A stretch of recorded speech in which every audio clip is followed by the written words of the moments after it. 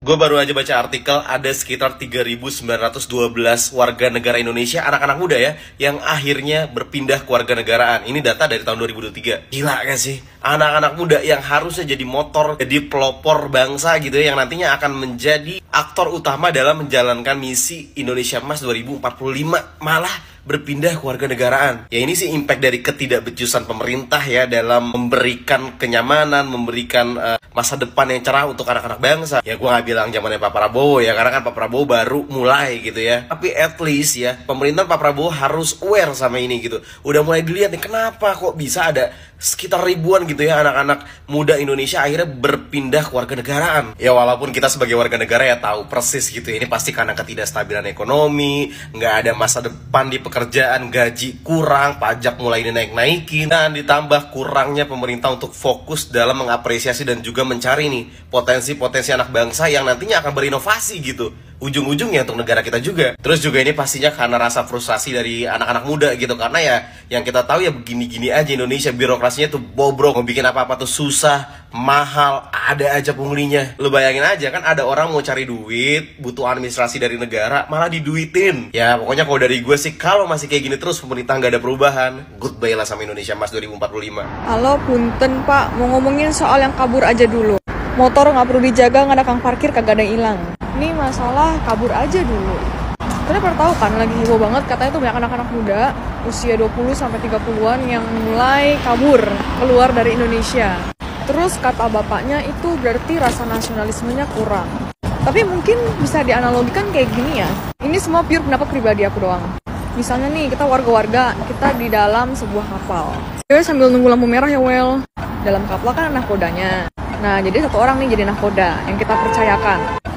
Terus, karena kapalnya juga bisa rusak, kita harus juga punya teknisi yang bisa ngebenerin kapalnya kalau rusak. Nah, jadi kita udah bayar nih, kita udah bayar nahkodanya, kita bayar teknisi kapalnya. Suatu hari kita protes, Pak, kapalnya kayak bocor deh Pak, bagian belakangnya, bisa dibenerin nggak? Kita kasih tuh duitnya buat dia beli alat-alatnya. Ternyata, setelah dibenerin sama dia, masih rusak. Kita protes dong, Bapak itu masih rusak Pak, masih bocor. Kalau kayak gini nanti kita nggak bisa sampai ke tempat tujuan. Nah, makin lama dalam perjalanan, kok kayaknya tujuannya beda ya? Kok kayaknya kapalnya kagak belok kanan, kagak belok kiri, kok kayaknya malah nge-stuck. Kalian kayak gimana? Tetap mau nungguin kapal tuh di situ, meskipun udah bocor dan rusak? Atau kalian mau coba cari opsi lain, mau cari kapal lain yang terdekat, yang mungkin goalnya sama dengan kalian? Nah, jadi mungkin bukan gara-gara kurang nasionalisme, tapi takut tenggelam, Pak. Ya udah, gitu doang sih. Bentar, nyebrang dulu. Nah, kalau menurut kalian soal kabur aja dulu tuh kayak gimana? Aku nggak membenarkan dan itu tidak menyalahkan ya. Ini cuman kayak pikiran aku aja kayak gitu loh, kayak ada analoginya kayak gitu. What do you think about it? Share in the comments. Bye-bye. Hashtag yang lagi trending. Ramai-ramai menulis tagar kabur aja dulu. Ini asalnya daripada anak muda yang ada di Indonesia. Mereka ingin memilih kabur ke negara orang karena sudah tidak boleh tahan menghadapi situasi kurangnya lapangan pekerjaan di Indonesia. Polemik ini sebenarnya bukan baru-baru aja. Dari zaman saya dulu juga udah ada. Tapi kita masa itu nggak ada nulis-nulis tagar mau kabur daripada NKRI ya. Untuk adik-adik sekalian yang nulis tagar, kabur aja dulu. Kamu boleh mau kabur kemana aja, ya. Tapi bukan semudah membalik telapak tangan untuk kamu meninggalkan kewarganegaraan kamu. Kalau kamu mau pindah ke negara orang, kamu harus ikut banyak prosedurnya.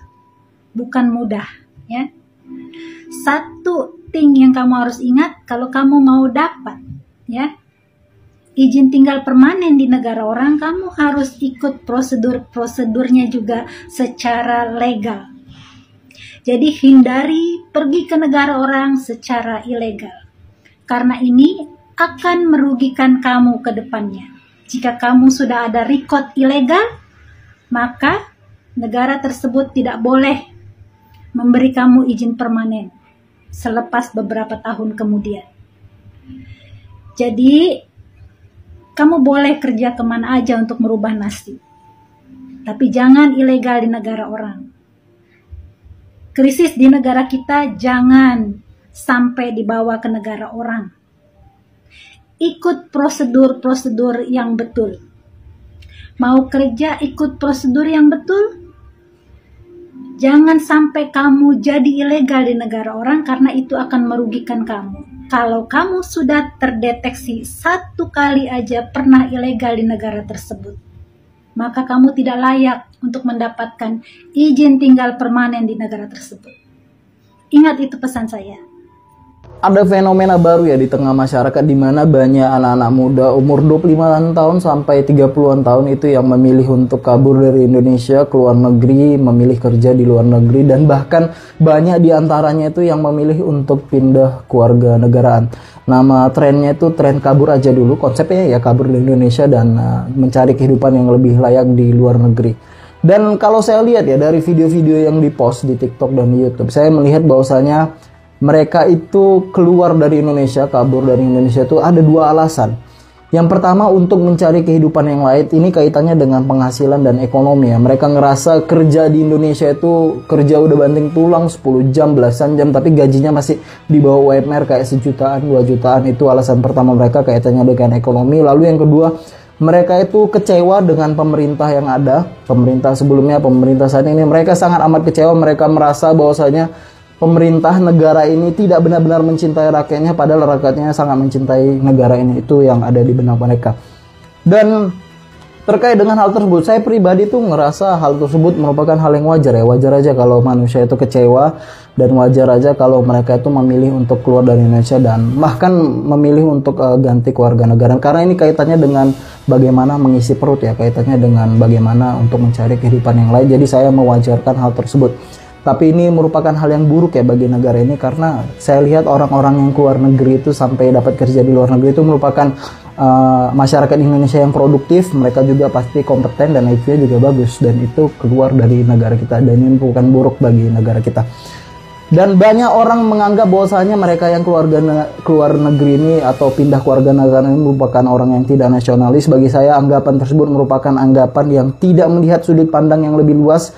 Coba bayangkan kamu di posisi mereka, apakah ketika kamu mendapatkan kesempatan kehidupan yang lebih baik luar negeri, apakah kamu tidak mengambilnya dan tetap tinggal di Indonesia? Lagi rame yang namanya hashtag kabur aja dulu. Buat kalian yang muda-muda yang pengen kabur dari Indonesia, silakan. Yang mau kerja ke luar negeri, gaji gede, silakan. Cari kebahagiaan di luar negeri, kalau di dalam negeri sendiri tidak bisa memberi kebahagiaan. Gak usah peduli yang namanya nasionalisme. Pride nasionalisme nggak bisa ngasih makan. Itu yang koruptor tuh yang nasionalisme tuh. Buat kalian yang nyari kebahagiaan di luar negeri, silakan cari kebahagiaan ya. Yang penting kalau dibelah nih di sini nih masih merah putih, itu aja yang paling penting, merah putih ya. Oke, buat kita yang tua mau kabur aja dulu boleh, kita juga mau kabur. Oke, merah putih, kabur aja dulu, hashtag terviral ya. Jadi ini menurut gue pribadi, kabur aja dulu itu benar ya, bagus.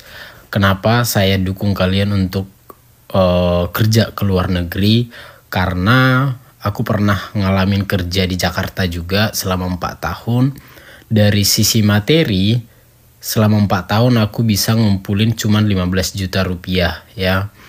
Tetapi setelah aku kerja di Jepang selama 3 bulan itu bisa mengumpulkan kurang lebih 50 juta ya.